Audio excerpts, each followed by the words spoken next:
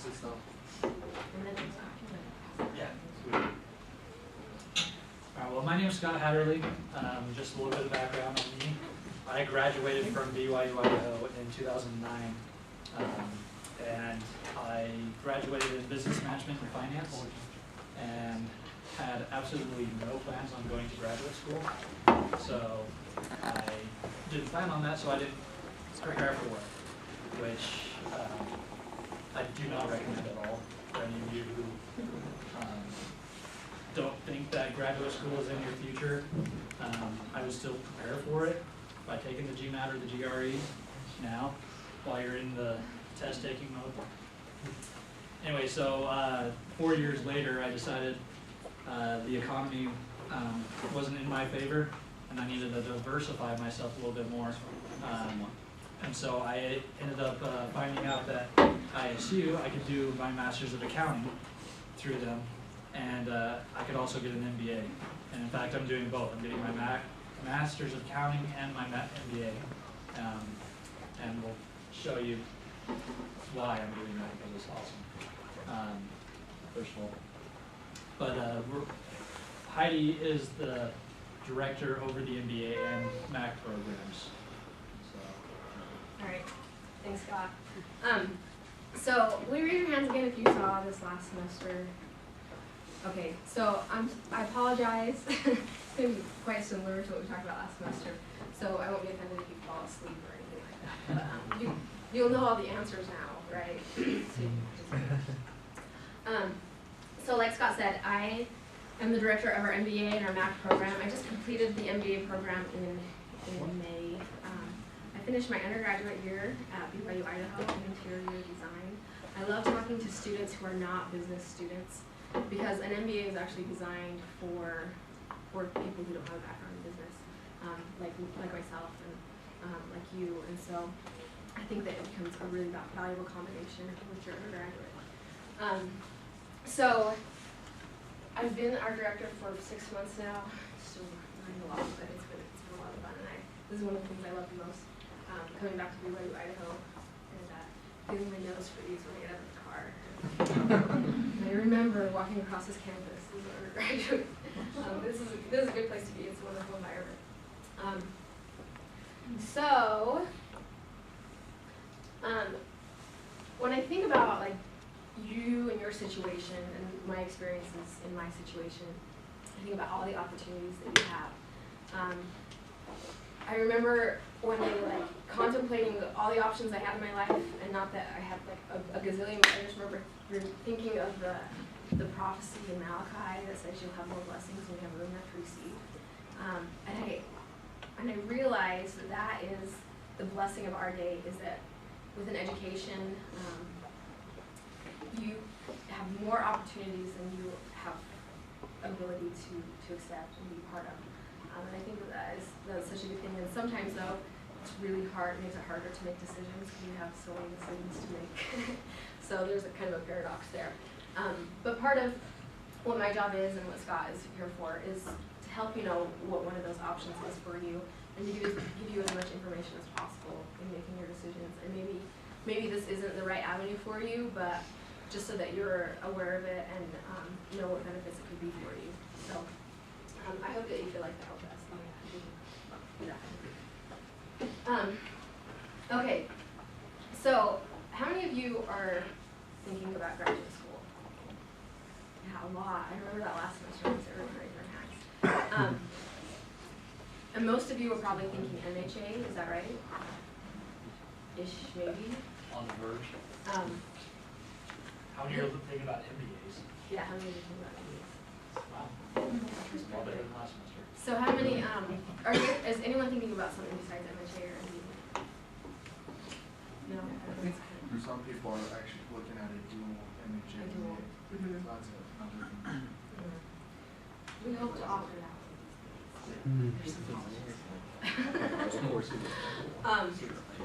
Good. So those of you who are thinking MBA, why MBA? Well, when you guys talked about it last semester, I remember after you guys' presentation last semester, you got to thinking, with a master's in healthcare administration, maybe you can only do hospital things. with the MHA or MBA, excuse me, it seems like if you ever got, like you just have like more opportunities to do a lot of more different things than just with like a master's of healthcare administration. Yeah, I think that's a really important point. You know, you've probably heard the statistic, the average person changes their career 7 times or something like that. And I remember hearing that in high school and thinking, no, I'm gonna stay with the same thing. This is my 4th career change, this position. And I'm 32, so I'm gonna beat that statistic by a lot. So yeah, an MBA gives you an opportunity to really branch out into different areas. So say you get into hospital administration or healthcare administration and you decide it's not quite what you're looking for, and then an MBA will help you to go into an entirely different field if you want to do that. Any other thoughts on MBA? I just feel like, so I'm considering an MBA. If I'm going to go to graduate school, it would probably be an MBA. I feel like in our undergraduate degree, we've been trained pretty well on healthcare law and different healthcare trends. Granted, we'll still have to learn more, but I feel like a lot of that you can learn if you stay up to date with common themes and you just read a lot. But I feel like an MBA provides an additional perspective that we didn't necessarily get. And whatever you go into a hospital, you have to know how the business functions. And obviously it's different in a hospital, but there's common themes with every business that you need to understand to be successful and to be credible with those that you work for. So. Yeah. Can I throw 2 bits into that? So I was, from last semester, I was looking specifically towards healthcare administration and how an MBA would actually be applicable. And a lot of places said that to diversify is better than to have, it's a little bit redundant to have undergraduate degree and then a graduate degree in MHA, and then they said that the MBA students actually understood the finances better, and they wanted that for healthcare administration reasons. Just because we focus so much on the finances in the MBA, and as I was interviewing for different jobs during this economy, I had a business management degree background, and I was applying for an accounting position, and I didn't have as much accounting background as what they wanted, but they told me, and this is just one example. I had multiple examples like this throughout, but they said, you know, we can train you in the accounting aspect of the business, but we can't really train people to be managers. So having that background, having that education, put me on a higher plane than those who actually had those degrees. And I think that's probably where the CEOs come into play who have MBAs, because they actually get that business management experience through education versus special ed. And one thing, you know, as you're considering between the two, because I think an MHA is a great option, and I wouldn't tell you not to do that. But if you have a clear path as to where you know you want to go, and that path requires an MHA, then that's what you should probably choose. So it's important. I always tell people start with the end, and then work your way backwards. Like, where do you want to be? What kind of position do you want to have? And what does that position and that location require from you? So, you should look at those options. But as far as an MBA, this is just a short list that I put together of some things. Some of the things that we talked about. You can redefine your career. It creates a lot of flexibility. Think in business terms, so you know the hospital background, the healthcare background, but then you can put it into business terms and finances and those types of things. Lastly, I put confidence. That was one thing that was really important for me for an MBA. I worked kind of as a middle manager in my career before, and lots of people. I was kind of in a position where I was heard but not listened to, if that makes sense. Like, I had a voice, but I couldn't command any change, or so that was kind of frustrating to me, and I felt like I needed more credibility, more understanding of business, to be able to not just see the problem, but to also identify the solution and to put that into play. So I think that's one of a big value of MBA, is the ability to do that. Okay. So, all right, we did this last semester, but, so some people have an advantage. Oh, you can go back there. Well, I take it off the seal. All right, so why ISU? Who knows anything about ISU MBA program?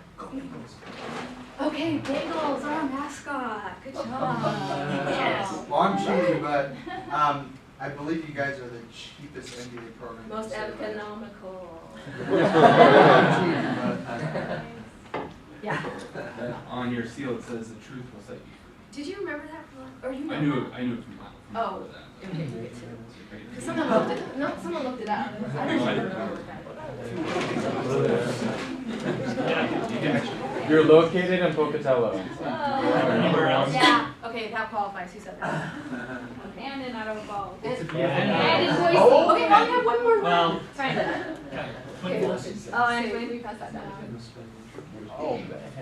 She should get one too. She said Idaho Falls Okay, Idaho Falls. and Boise, but Thanks. we'll forgive you for that. All right. This leather salad. Yeah. Good job. Do you want a bag? Because I just want it. I have an old Milky Way here. Probably a bad idea.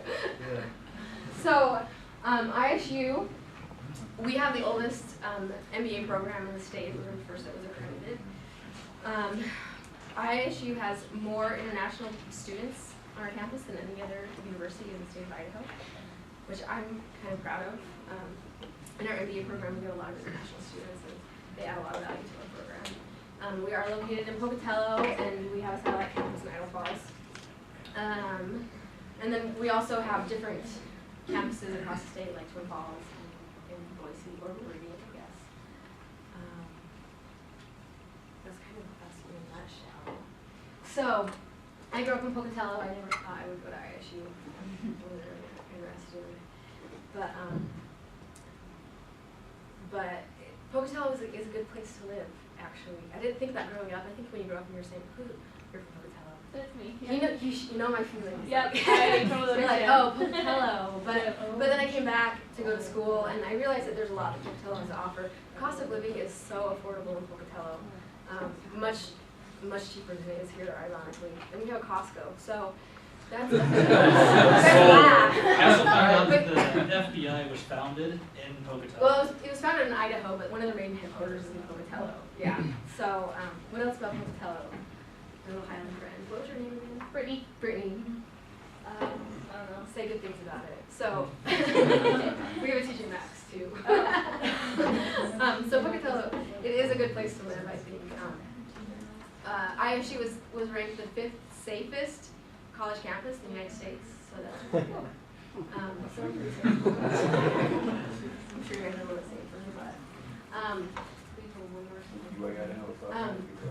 so one thing about I also have really outstanding faculty, and I remember when I was applying to their program, and I met with the director at the time, and he said, "Yeah, we have great faculty." And I had such a good experience here at BYU, Idaho, with the faculty here, that I thought, there's no way that you could have like really good faculty like I experienced. But I found that it was absolutely true. Most of our faculty, or MBA faculty, all have PhDs, but a lot of them ask you to call them by their first name. Some of them give us their cell phone numbers. They make themselves very available to students. ISU, we do have research incorporated with our university, but it's very much heavier academic. So you still get a lot of that academic attention that you get here at BYU, Idaho, and they really care. Yeah, so I think I'm really valued faculty. Like we said before, we're located in Pocatello. Our MBA program is like, oh, you gotta go. No. Go, no. Yeah, right here. So we're located, our MBA program is located in Pocatello and in Idaho Falls. So you can take our program full-time on either campus and complete it entirely on one campus. We're also going to launch courses online starting this fall, so you can, if you wanted to, you can complete the program online. So that's an advantage. Yeah, go over it. Oh, yeah, go back. We'll go back. Oh, go ahead. Would you have any criteria for the online? It's the same admissions. Yeah, same admissions process. So, the cost. Anyone know the average cost of an MBA? 70,000, 60,000, 40,000. You guys are high guessers. You guys have done your research. Most people guess like 20 to 25%. Depends on where you go. Yeah, the national average is, and it's, you know, regionally it's a little bit less here, but the national average, which I think incorporates cost of living, is about 100,000. I read somewhere that with opportunity costs and other costs, they estimated closer to 200,000. So it can be really expensive. Does anyone know what ISU's cost is? What? It's less. 20? Just tuition costs, so just tuition costs. It's just Nine. It's about 10,000. Yeah. Our program is fully accredited, so we have the same accreditation that we find it in the top universities. And I've never found an accredited program that's less than ours. Actually, go ahead. How are you able to be that much? You know, you can thank the taxpayers of the great state of Idaho, I guess. I don't know. That's our graduate tuition costs, and so it's the same for our graduate programs. Probably the less in the state. Is that in-state tuition? That is in state. So that's a good question. So it goes up if you're not a resident. So, yeah. Is that 10,000 per semester, like 10,000? No. That's for your whole degree. If you do it in 1 year, okay? Oh, I should backtrack a little. So, that's a slide. But if you look on the back of the thing I handed out, and I think you guys take some of these classes. So if you incorporate those courses, the BYU-Idaho courses under the blue, in your undergraduate work, so it's essentially a minor or a cluster, I don't know what you guys call it, in business, then our program would be a 1-year program. So that's where you get the $10,000. If you don't have those, then you can take those in 1 to 2 semesters after, and then you would obviously go with those extra semesters. Where's your guys' job placement? You guys just like have job placement in Idaho or Utah, or where do most of your students go? Traditionally, our students are already working. We're getting more and more who aren't working, but those who are working, they stay with their companies a lot of times. But our students go all over. A lot of them do stay in the area, but I think it's kind of, you can end up wherever you want to end up if you look at it. We have in the past done a lot with placing, although we do prioritize that a little bit, but it's something that I'm working on growing to help students find jobs. But like Scott said, the FBI, they were just on our campus last week wanting to recruit our students for their programs. So local businesses like to recruit from us a lot, but we really do have students that go all over the world, and they don't have problems finding jobs. Just for an example, the CEO of St. Luke's in Boise, he was an MBA graduate from ISU. There's quite a few people. Is that Bill Hara? I think so. No. Bill, I get mixed up. I should remember. I should have looked up his name before I came, but I met him last semester. He came back to talk to the accounting students, but he was there at ISU recruiting for healthcare as well. So I mean, to play off that, we all over the place. We saw Seattle, Washington, Oregon, California, wherever you want to go. It's recognized. We had a student recently who is working for the Mayo Clinic, and I think she was one of the very first that they've recruited outside of Minnesota or something. It was after she got it, so I think it's your division qualified to go where you want to go. And we do have an emphasis in healthcare administration. Our healthcare program at ISU is accredited. Is that the SECA accreditation? I guess you're familiar with accreditation.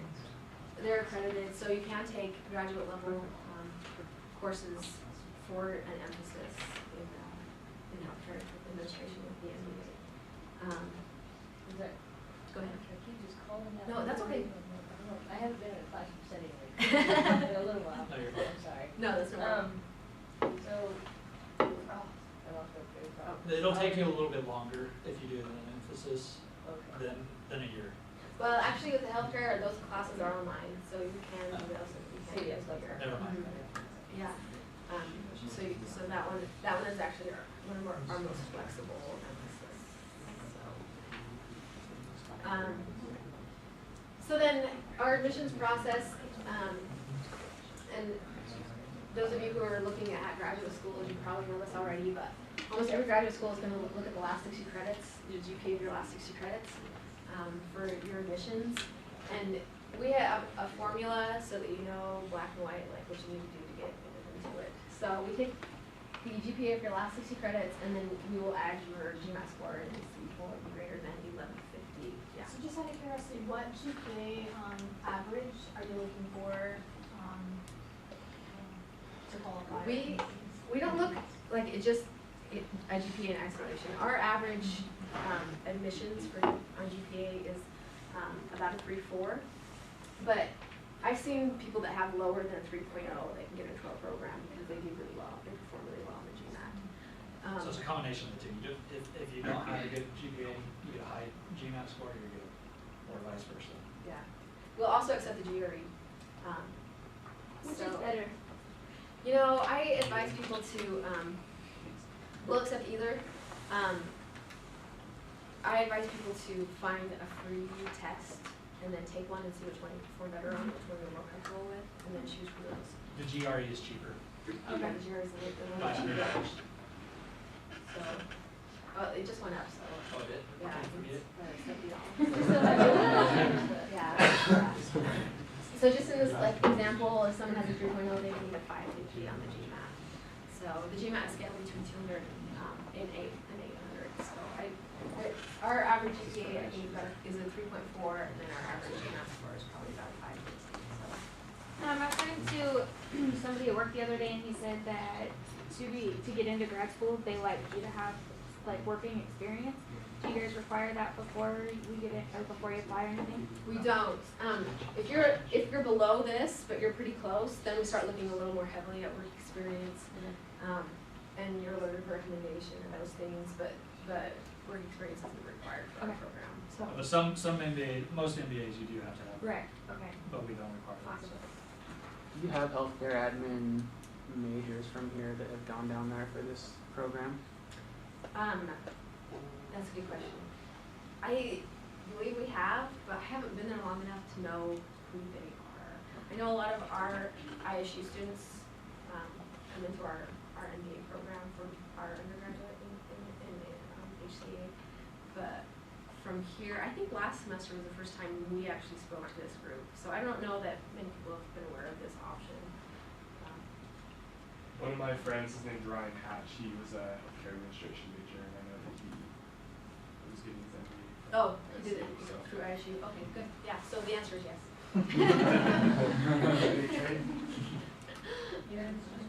Yeah. Gotta start somewhere. We're getting only 3 months of being So does anyone have any other questions? Yeah, so Yeah. Do you take into account, she was talking about work experience, you didn't require it, but do you take that into account? Mhm. If somebody has a couple years of experience, they're obviously gonna probably get in over somebody who has zero experience. Right. All other things being equal, yes, it would help. Did someone else raise their hand? Go for it. You go ahead, Mayor. So last time you talked a little bit about programs for when people apply, you can be like working like the teaching Oh, graduate assistant. assistantship. Yeah. Yes. Okay. Can you talk a little bit more about Yes, that? yes, thank you. So Scott here, for outstanding students, if you apply early and you have a really high formula, then you can be considered for graduate assistantship. It's a separate application, but if I see high formulas and I ask students to please apply for one of those positions. So the graduate assistantship, you work for the College of Business for 20 hours a week. In exchange, we cover your tuition costs, your health care, and then you get a $4,500 stipend per semester on top of that. So it's a pretty good deal. it can be pretty competitive. We awarded 5 for, I think it was 4 or 5 for this semester, and then we'll probably award another 5 or 6 for the fall. So to be competitive for that, you want to apply early, because we get those out early. Work on your GMAT and GRE scores. Yeah, because this is what we start with, is this formula. People are like, well, what do I need? I would say to be really competitive, you need like high 1200s, 1300 in there somewhere. I had someone apply from Nepal, and their scores are always really high, but his was a 1410. Oh. Yeah, it was crazy. So you're competing against like everyone from Nepal. I don't know why they love our program, but every one of them, their GMATs are the 600 and their totals are 3.5. So, are you the one that physically accepts do you look over the admissions and say, yes, I want this person? yes, I sign the application. So they first you apply to the graduate school, and then if you meet their qualifications, which is like a 2.5 basically, once they receive the transcripts and all that, then they send it on to me. And then I collect your 2 letters of recommendation, a copy of your resume, and then a statement of purpose, and your admissions from your entrance exam. So then I review that. If you're over this, then I would just sign it and let you in. I contact you and say, I'm recommending you to our program. You'll get your official letter in a couple weeks. Let me know, and we'll set up the program for you. If you're below this, then it goes to our admissions committee, and so we look at your references and your resume and everything for folks and determine if you'll be successful. Yeah, go ahead. So really all you have to do is meet that criteria, and then you're. Yeah, I hate to say like it's that easy, but it is. That's how it is. But that makes it really helpful for you to know exactly. I mean, if you know your GPA, you know what you got to shoot for on the GMAT. How many people do you guys accept every year? It's annually. Or per semester, either way.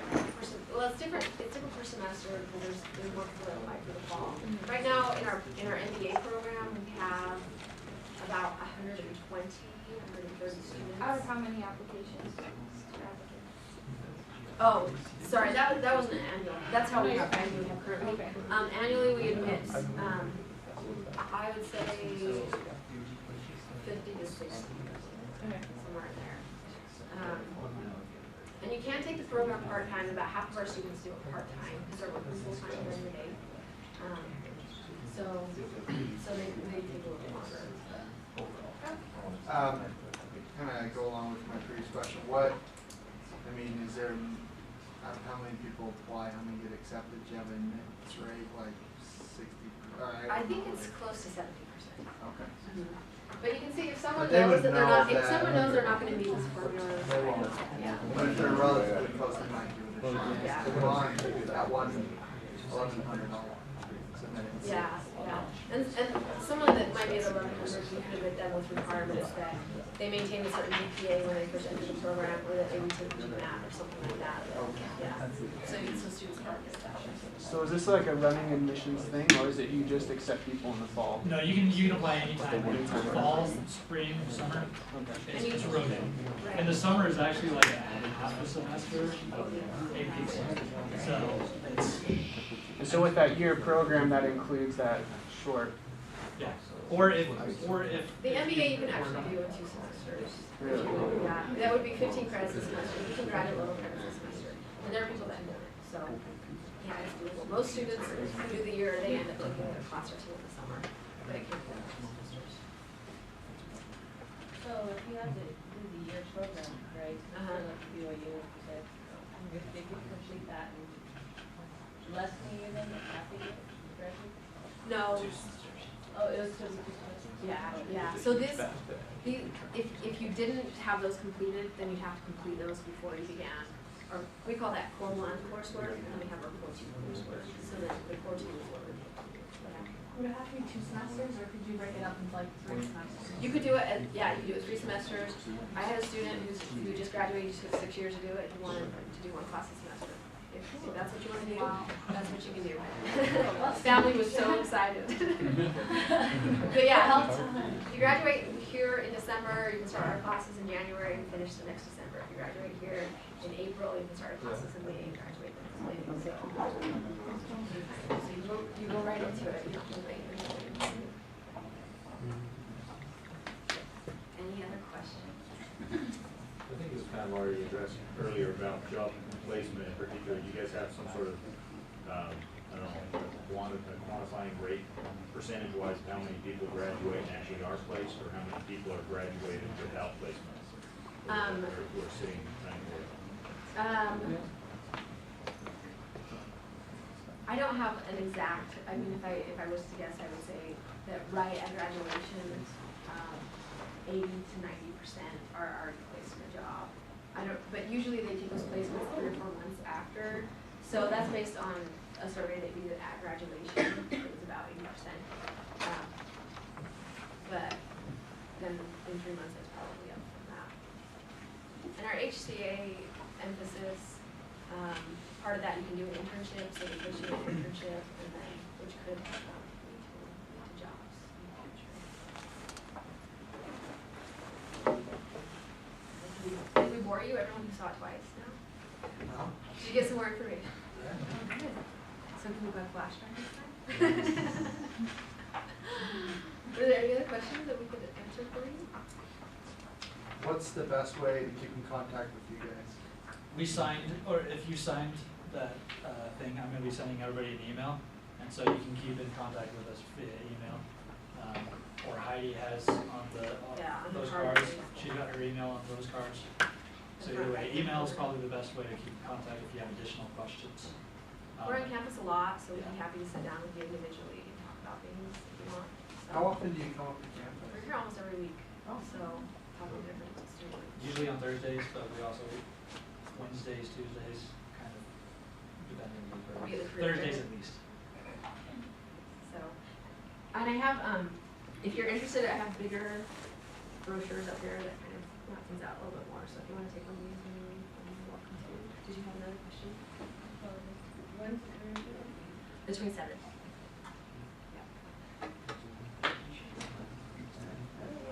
Hey, well, thank you so much. Sorry. Oh, no, I was just running questions. You know what day it is, 27th is on? It's on Thursday. So we're really grateful that Scott and Heidi came, and let's just give them an applause.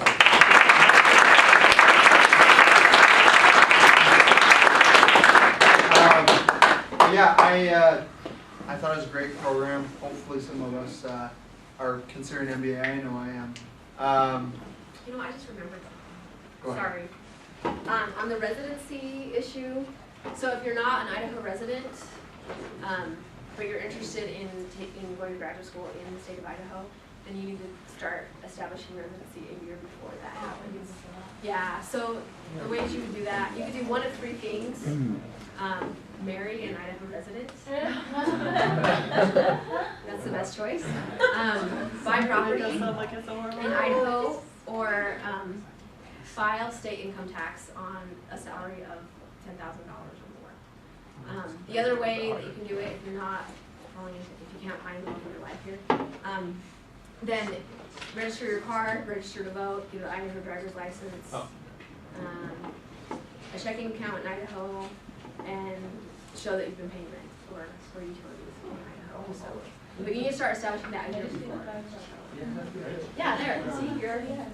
All right, thanks guys, and they'll be here a couple minutes if you want to talk to them after. So, thanks so much, guys. Yeah, thank you. Thanks for having There's a us. couple more pieces if you want some pieces. I know I'm gonna grab.